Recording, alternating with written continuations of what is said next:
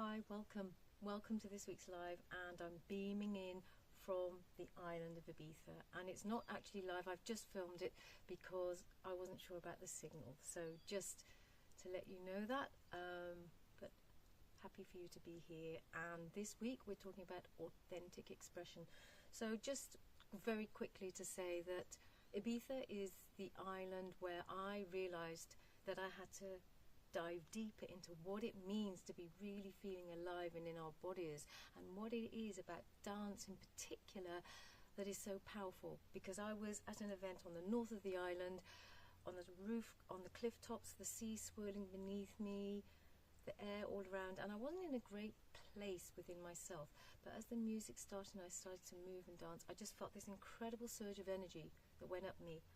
And I knew it wasn't just endorphins. I hadn't taken anything. So I had to think about what is it that really is going on for us when we connect into this place within ourselves that can give so much power, joy, ecstasy, and so much inspiration for our lives. And that is the beginning of my official journey of somatics, not of dance, but of somatics, which is why I do this work. And so this week we're talking about authentic expression and what that really means.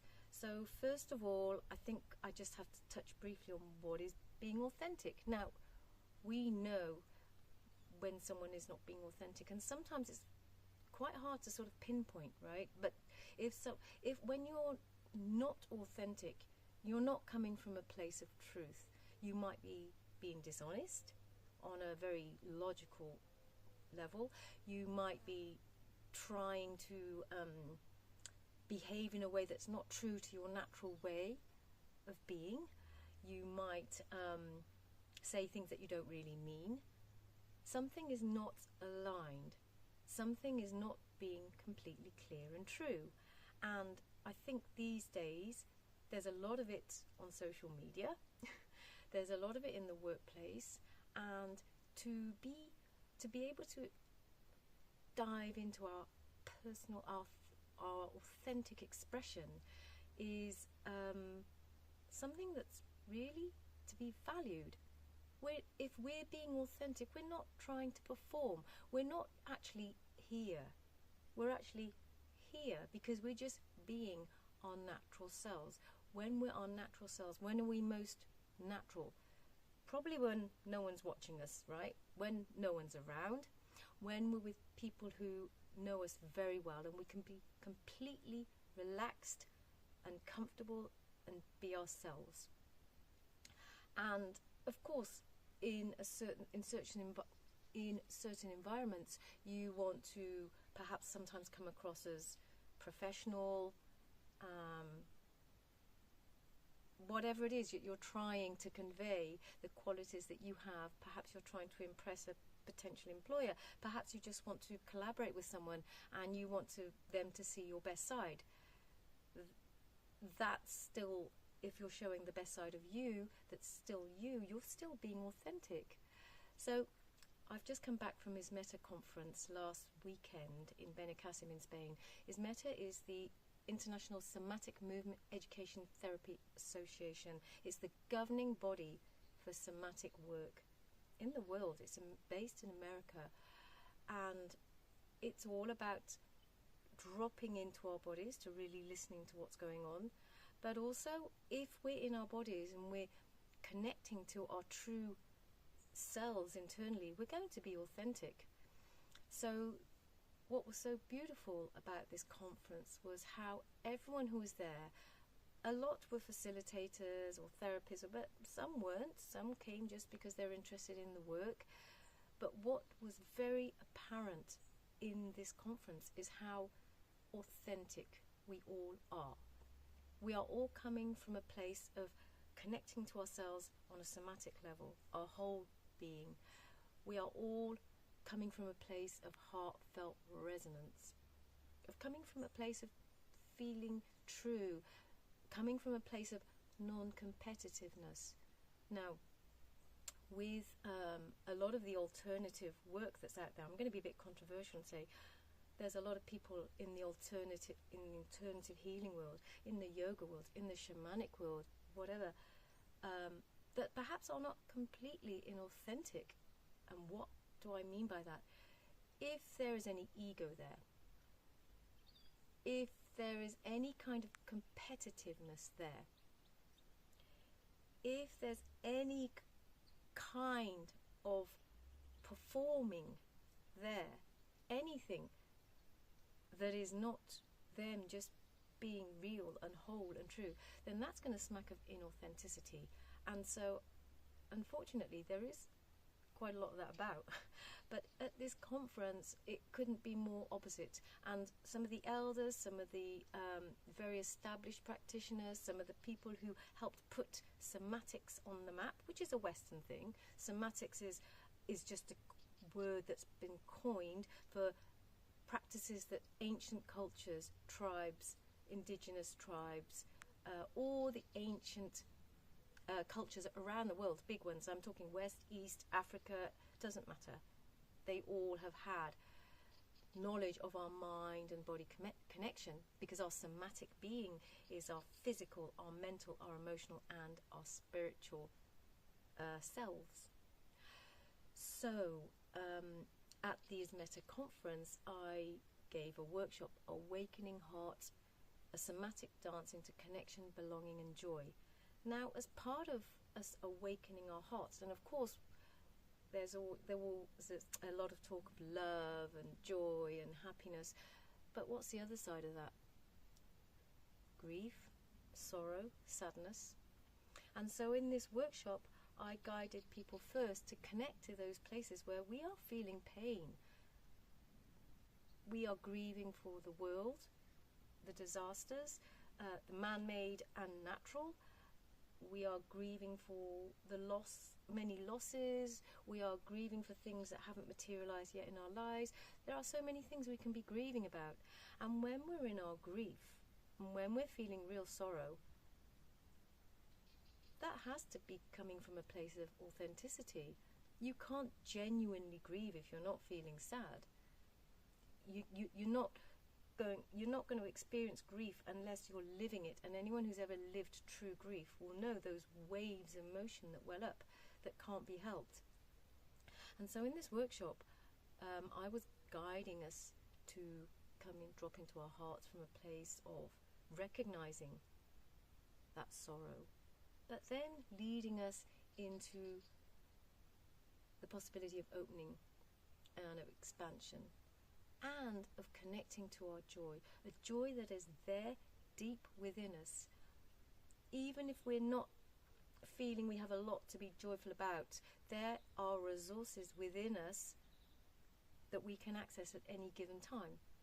Given the right conditions, we're in the right mindset, we're in the right mind state and body state, where we can get out of our busy frontal cortex, drop into our default brain, into our alpha theta, into our dream world, into our meditative world, into that world that sees beyond what's there right in front of us.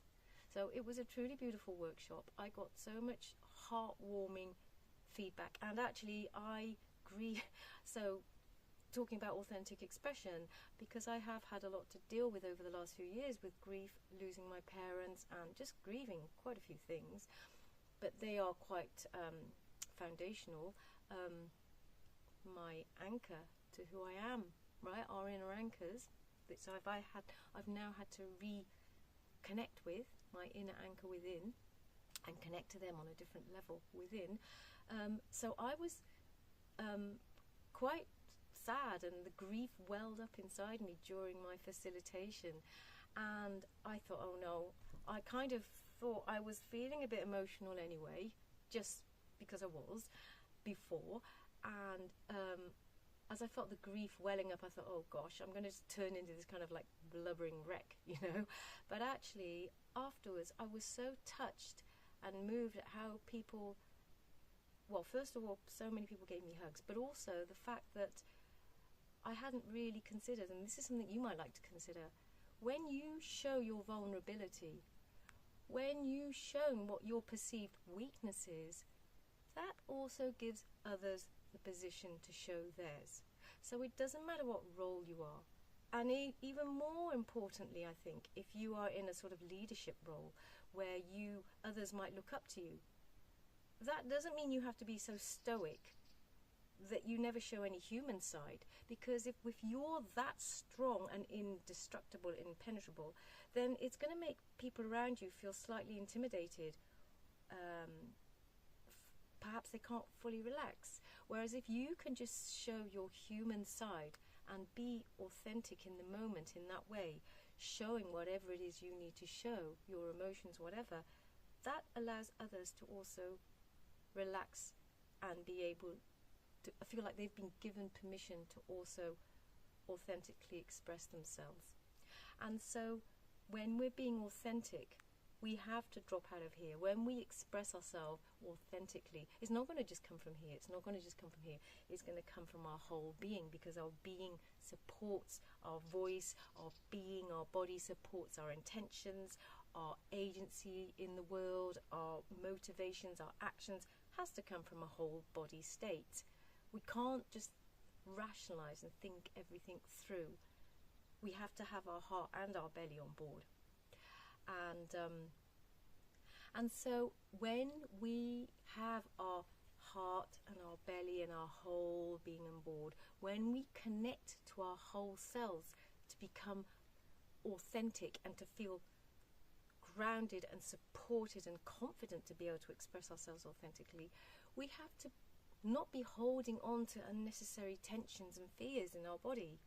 And that's why movement and dance are such an amazing way to relax, to drop out of here. We can be fun and playful. I actually was in a group last weekend with a couple of others, and we sort of had to mimic each other, mirror each other. And so I watched others doing their little dance, and one of them was quite serious, one of them was going to some quite deep places, and I decided to just be really playful. And when I watched the others mirror back to me, it's almost like they were given permission to forget what had been going on for them, and they just dropped into this place, and I just saw this whole playful fun side in them that hadn't been there. But I'm slightly digressing.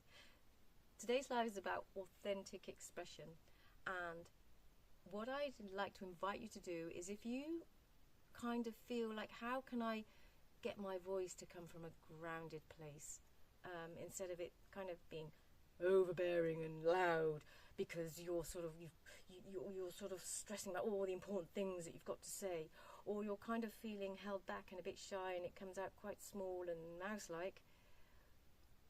Very simple practice we can do is just to do a deep hum, okay? But when we do this hum, I invite you to imagine that the vibration of your hum goes back in, down through your throat, down to vibrate through your whole body. Now ideally I should be standing, but I'm sort of being comfortable and sitting today. Hum, go down through all your body until you can feel the vibration of your hum in your feet and your toes even. Feeling the vibration through your whole body. If you do that a few times, then when you next use your voice again, you will be more aware of where the vibration of your voice and where the power and the energy of your voice is coming from, okay? So just quickly, I invite you with me. If you have to do it silently, so be it, but just to get comfortable, allow there to be length. I've got a lengthening in my spine, so I've got space in my thorax area for the breath, space in my neck for my vocal cords, and just do a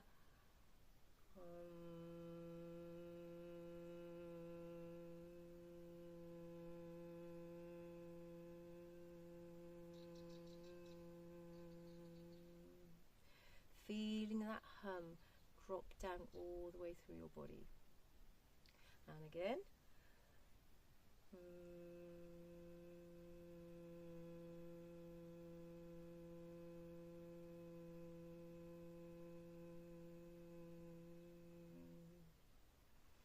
And one more time.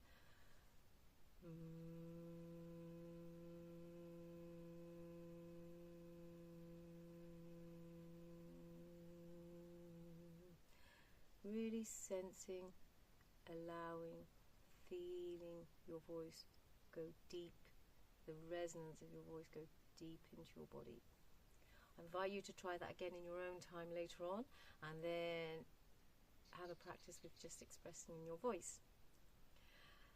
And if you would like to experience more authentic expression in a fun and playful way, through movement, through playful dance, and you do not have to be a dancer. It's not about learning steps, it's not about looking good. Remember, we're being authentic. We're not trying to compete, we're not trying to impress, we're not trying to perform. It's about being true to you and allowing your natural movement to come through, which will then, if it's natural, it will be spontaneous, fun, joyful. But I will guide you. If you would like this experience of authentic expression so that you can embody your power and embody who you are, then comment below class and I will send you the link to a free class I'm holding next week. I hope you enjoyed today's live. Do comment below class and I'll send you the link for the class. It's on Thursday, next Thursday evening. And anything else that you would like to say, any experiences you had, any thoughts, comments on anything I've said today, please drop in the